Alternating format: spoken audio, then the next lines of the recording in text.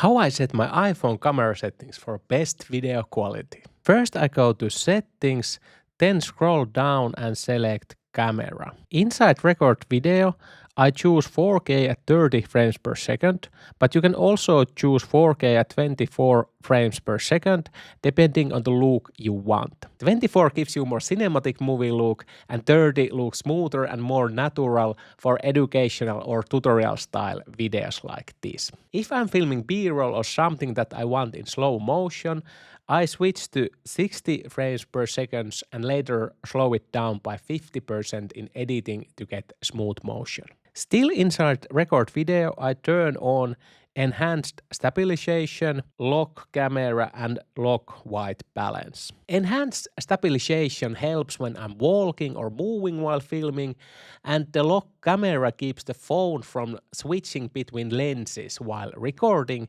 and the lock white balance keeps the color consistent the whole time so it doesn't shift between shots. Then I go to record cinematic and change it also 4K at 30 frames per second, but you can also use 4K at 24 frames per second if you want that softer cinematic feel. In record sound, I select stereo because I usually use wireless microphone with my iPhone. Next, I go back to the camera settings and turn on use grid, level and mirror front camera. The grid helps me with framing so I can put my eyes on the correct level, and the level helps me keep my shot straight. And turning on the mirror front camera keeps you look the same as you see on the screen and also keeps your text readable. Then I go to formats and select most compatible at the camera capture instead of high efficiency.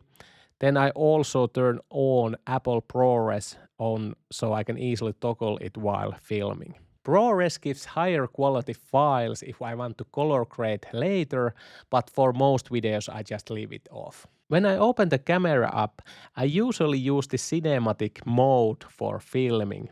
You can just slide up and then you can change the aperture here, and I usually set it on 6.3 like this. So this gives you this kind of natural blur behind you. When I film my B-roll content, I usually use cinematic or video modes and then just change my exposure to -0.7. With these settings, I get consistent color, smooth motion and professional looking video straight out of my iPhone.